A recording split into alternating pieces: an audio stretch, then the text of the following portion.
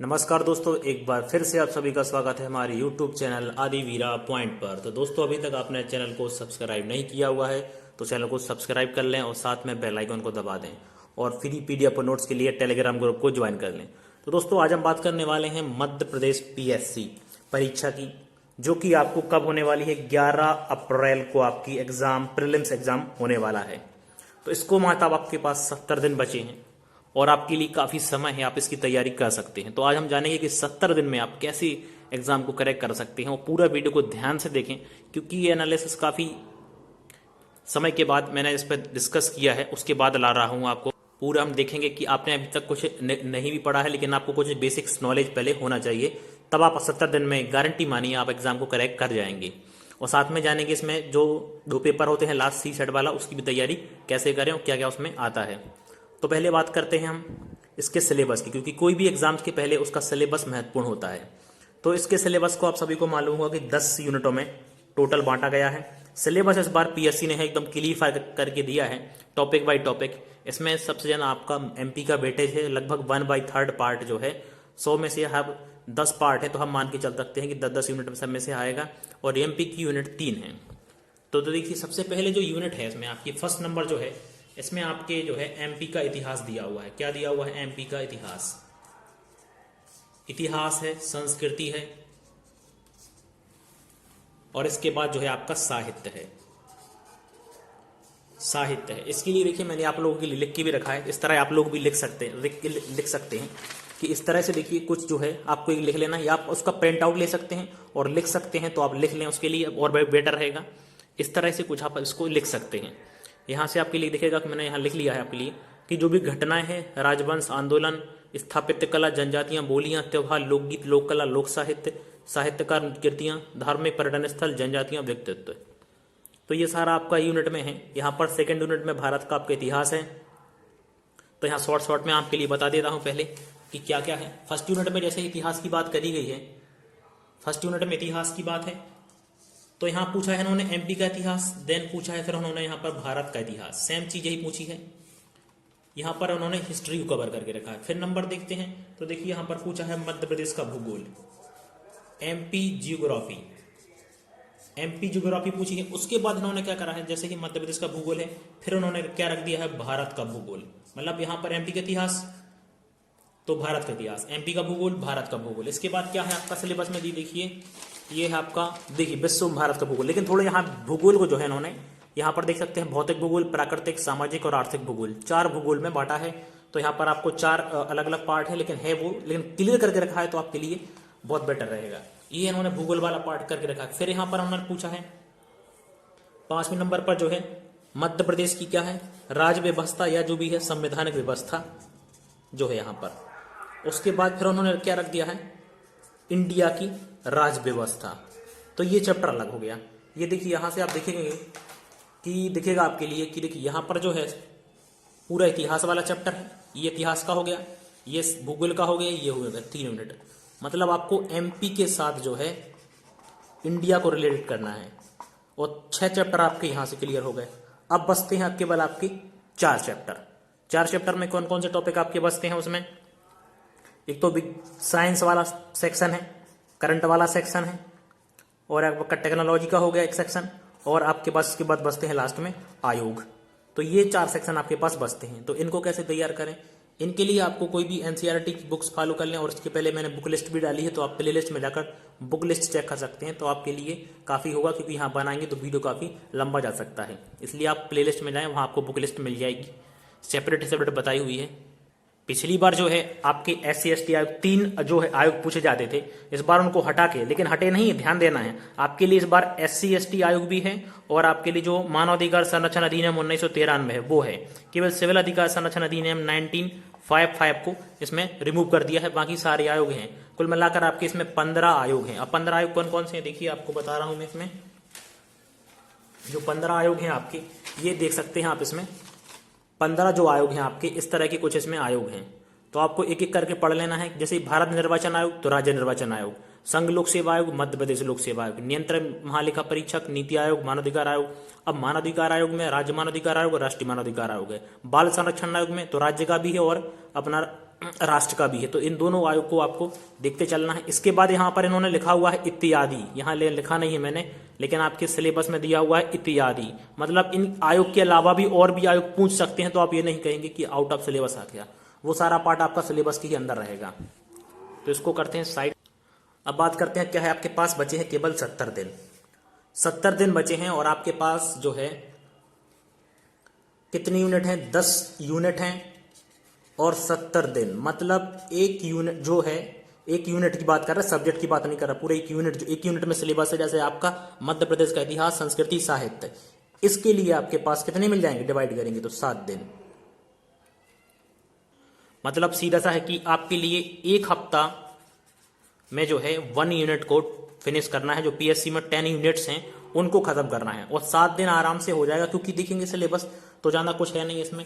अब देखेंगे जैसे आप एमपी का देखेंगे तो एमपी में इतिहास में देखिए आपको राजवंश पढ़ना है, इतिहास की घटनाएं हो गया, आंदोलन हो गया, एमपी का योगदान हो गया। आप आराम से यदि देखिए एक एक दिन में भी करेंगे एक टॉपिक को तो आराम से खत्म कर सकते हैं। वहीं भारत का इतिहास देखिए कितना कम टॉपिक है, भारत का भूगोल की बात करें तो इतना ही में आपको देखने इसमें मिल जाएगा। तो ज़्यादा लेंदी सिलेबस नहीं है, लेकिन हाँ आपको डीपली थोड़ा पढ़ने पड़ेगा एमसीक्यू। और इन सब के अलावा पहले तो आप क्या करें, जितने भी प्रीवियस ईयर पेपर हैं वो आप लगा लें। प्रीवियस पेपर में थोड़ी सावधानी रखनी है कि जो एक्ट है उनको नहीं लगाना, क्योंकि एक्ट थोड़े चेंज हो चुके हैं। अब आप जो एक्ट पूछे जाएंगे वो एकदम डीपली नहीं पूछे जाएंगे, क्योंकि पहले तो केवल 3 एक्ट आते थे, तो 3 में वो आपको डीपली पूछ लेते थे कि पूरे अधिनियम और धाराएं जितनी भी सारी पूछ लेते थे। तो अब आपसे उतना डीप में जाने वाली नहीं है। तो पहले इस सबको रफ करते हैं, फिर देखते हैं आगे। और तो अब बात करते हैं थोड़ी सी कौन सी यूनिट में जो है आपको मेहनत करने की जरूरत रहेगी। तो वो देखिए वो यूनिट जो है आपकी, वो यूनिट रहेंगी आपकी कौन सी यूनिट, 7 नंबर यूनिट। वो उसमें क्या है, आपका पार्ट है साइंस, विज्ञान और पर्यावरण दिया हुआ है। वहां पर साइंस एंड एनवायरमेंट, वहां पर क्या है आपके लिए, साइंस वाला पार्ट पढ़ना पड़ेगा आपके लिए। वहां पर एनवायरमेंट का पार्ट है। एनवायरमेंट की बात करें तो आपका जीव विज्ञान, बायोलॉजी पढ़ानी पड़ेगी, क्योंकि वहां पर बायोलॉजी में केवल आपके लिए जो मानव से रिलेटेड हैं जितने भी तंत्र हैं, कंकाल तंत्र हो गया, श्वसन तंत्र हो गया, उत्सर्जन तंत्र हो गया, प्रजनन तंत्र हो गया, जितने भी बॉडी के तंत्र हैं वो सारे आपको पढ़ने हैं।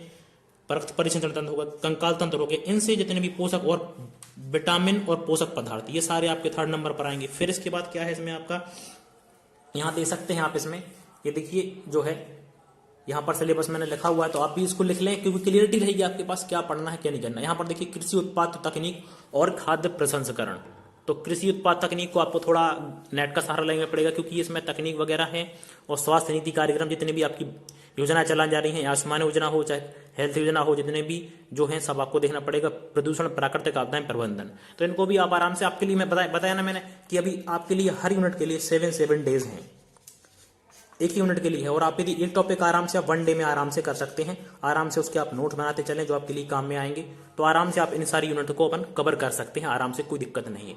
बस मोटिव रहना है और कुछ नहीं करना है आपको, यहाँ पर डिस्ट्रैक्ट नहीं होना है और स्वास्थ्य का ध्यान रखना है, क्योंकि कोई भी एग्जाम के लिए आपका जो है हेल्थ सबसे मोस्ट इंपोर्टेंट रहता है। हेल्थ, यदि आप बीमार पड़ गए तो क्या पढ़ेंगे और आपका मन भी नहीं लगेगा। तो हेल्थ को जरा मेंटेन रखें, क्योंकि मौसम डे बाय डे ऊपर नीचे हो रहा है इस कारण। इसके बाद बात करेंगे अपन जो है 9वीं यूनिट, जो आपकी है सूचना एवं संचार प्रौद्योगिकी की। इसमें क्या है आपका, ये पूरा जो यदि टेक्निकल स्टूडेंट हो गए, खासकर जो बी वाले या एमसीए एमबीए वाले, तो उनको थोड़ी समस्या कम जाएगी, फिर भी उनको पढ़ना पड़ेगा। वो ओवर कॉन्फिडेंस में ना रहे कि हम पे ये बन जाएगा कि भाई एक शब्द सिर्फ दिख रहा होगा आपको एआई की, आर्टिफिशियल इंटेलिजेंस, इलेक्ट्रॉनिक की, सूचना संचार प्रौद्योगिकी, वो इससे थोड़े अवेयरनेस रहते हैं। तो ये ना समझे कि हम पे ये वाला टॉपिक जो है आपकी 9 नंबर यूनिट जो है इसमें आराम से बन जाएगी। इसमें भी आपको पूरा पढ़ना पड़ेगा। सोशल नेटवर्किंग साइट्स हैं, अब सोशल नेटवर्किंग साइट में आपके वायरस भी पूछ लेते हैं। देखो पिछली बार देखा हुआ आपने अभी तक प्रीवियस ईयर एग्जाम पीएससी के, कि उसमें वायरस से क्वेश्चन जरूर डालते हैं। वो वायरस हो गया, सोशल नेटवर्किंग साइट पूछ लेंगे कि कौन सा ये वायरस है कि एमएस ऑफिस है कि सॉफ्टवेयर है कि ऑपरेटिंग सिस्टम है, ऐसा प्रश्न आपको जरूर देखने मिलेगा। इसलिए पहले आप जो है पीएससी के प्रीवियस पेपर लगा डालें, जितने भी अभी तक हुए हैं लगभग 1992 से आपको 2019 तक के पेपर आपको पीएससी की साइट पर मिल जाएंगे, या फिर आप बुकलेट ले सकते हैं कोई भी जिसमें आपको मिल जाए। और पहले लगा चुके हैं तो आपके लिए बेनिफिट एक्स्ट्रा पॉइंट मिलेगा, और नहीं लगाया तो कोई बात नहीं, आप आराम से 2 से 5, 4, 5 दिन में आपको ओवरव्यू मिल जाएगा कि इसमें क्या क्या प्रश्न फॉलो करते हैं और कहाँ कहाँ से प्रश्न आते हैं। करंट अफेयर में ज़्यादा कुछ नहीं है आपके लिए। करंट अफेयर की बात करें तो अंतर्राष्ट्रीय महत्वपूर्ण घटनाएं जो वगैरह हैं खास पूछी गई हैं 4-5। आप देखिए करंट में जो है स्पोर्ट को अच्छे से कर सकते हैं। स्पोर्ट अवार्ड, जितने भी अवार्ड हैं, स्पोर्ट अवार्ड, ये सारे कुछ आप कर लें तो यहाँ से आपका करंट अफेयर हो जाएगा। कुछ निधन वगैरह हुए हैं महत्वपूर्ण व्यक्तियों की, और कुछ जो उन्होंने पुस्तकें वगैरह लिखी हैं, जितनी पुस्तकें वगैरह हैं वो सारी आपको कवर कर लेनी है।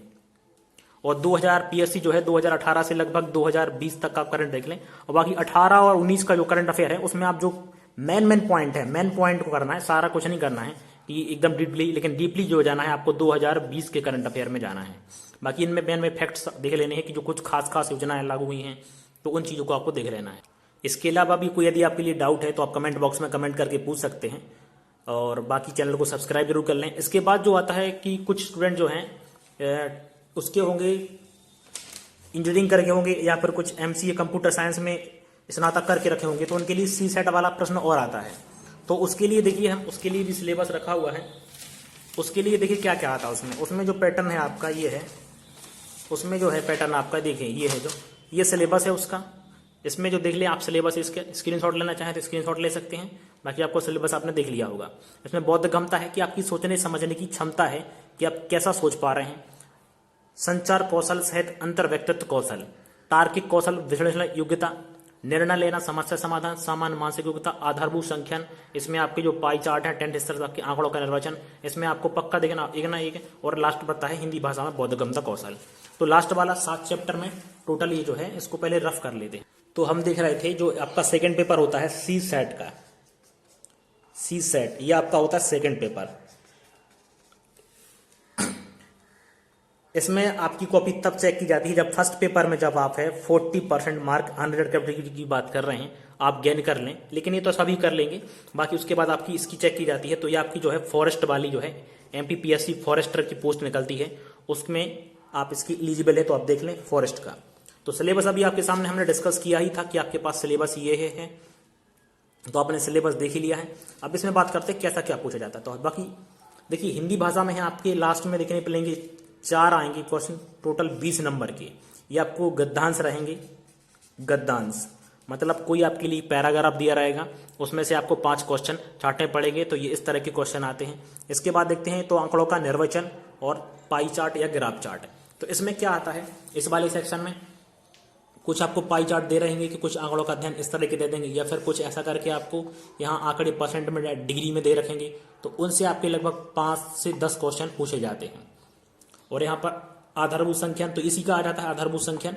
ये कुछ इस तरीके से कभी कभी चार्ट आपको ऐसा दे देते हैं, वो ऐसा सा बना के कि इस तरह से घट बढ़ रहा है, इस तरह से यहाँ पर लाइने कुछ चीज देंगे, तो उसका भी चार्ट आपसे पूछ लिया जाता है। मानसिक योग्यता में देखा जाए तो 15 से 20 प्रश्न हर बार देखने मिले हैं। ये आपका मैथ का टॉपिक हो गया। मैथ में आपके सारे क्वेश्चन जो बाकी आपके एसएससी और रेलवे में पूछे जाते हैं वही सारे इसमें प्रश्न आते हैं। ऐसे ही रीजनिंग में समस्या समाधान, समस्या समाधान में कैसा आता है आपको, एक दिया रहेगा आपके लिए कथन दिया रहेगा, 2 उसकी संकल्पनाएं दी रहेंगी या परिकल्पना या पूर्व धारणा। तो एक कोई कथन दिया रहेगा, उसके आधार पर आपको बताना पड़ेगा कि ये जो कथन है ये पूर्व धारणा जो बनाई है इन्होंने, यहाँ कुछ पूर्व धारणा दी रहेगी, वो इसमें निहित है कि नहीं है। तो आपको यहाँ पर 4 ऑप्शन दिए रहेंगी कि फर्स्ट एवं सेकंड, दोनों अंतर्निहित हैं, दोनों नहीं हैं, केवल 2 और फर्स्ट और सेकंड। तो ऐसा करके क्वेश्चन आपके लगभग 5 से 6 प्रश्न आपके इस पे बनते हैं, कथन और पूर्व धारणा पर। बाकी आपके बेसिक अंडरस्टैंडिंग पर पूछे जाते हैं कि कोई भी मतलब कि आप पुलिस अधिकारी हैं तो आपको यदि कोई स्थिति दंगा हो रहा है तो स्थिति में आप क्या करेंगे, कि कोई दो धर्म में विवाद हो गया है और आप एक पुलिस अधिकारी हैं और आपको मालूम पड़ता है कि वहाँ कुछ विवाद होने की संभावना है, तो इस स्थिति में आप क्या करेंगे। तो ऐसे वाले प्रश्न कुछ पूछे जाते हैं आपसे। और भी कोई आपके पास डाउट हो तो इस तरह के प्रश्न हैं।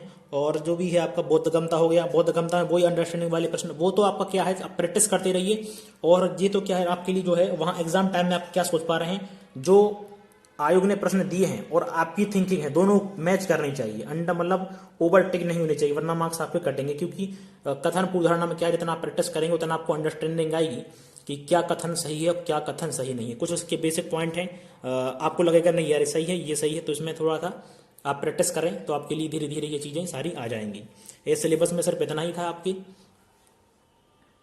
बाकी इसके अलावा कोई भी यदि आपका डाउट है तो आप कमेंट बॉक्स में कमेंट जरूर कर दें, हम आपका उत्तर 100% देने का प्रयास करेंगे। तो कमेंट करें जरूर, और कोई भी यदि वीडियो अच्छी लगी तो दोस्तों को शेयर कर दें। और बाकी कुछ नहीं है, बाकी आप ही पढ़ेंगे, सिलेक्शन आपको लेना है, मैं केवल बता सकता हूँ, पढ़ना आपको है, ये 70 दिन आपके हैं। आप ही पढ़ेंगे तो आप ही निकल पाएंगे इसमें एग्जामिनेशन में। जी जान लगा दें, क्योंकि आपका अभी एग्जाम होने वाला है 11 अप्रैल को, ये 11 अप्रैल को होगा और एक आपका एग्जामिनेशन अगस्त में होगा। इस बार 2 परीक्षाएं आपको देखने मिलेंगी, तो इस बार लगा दें जी जान। तो इतना ही था आज की वीडियो में, तब तक के लिए जी नमस्कार, जय हिंद, जय भारत।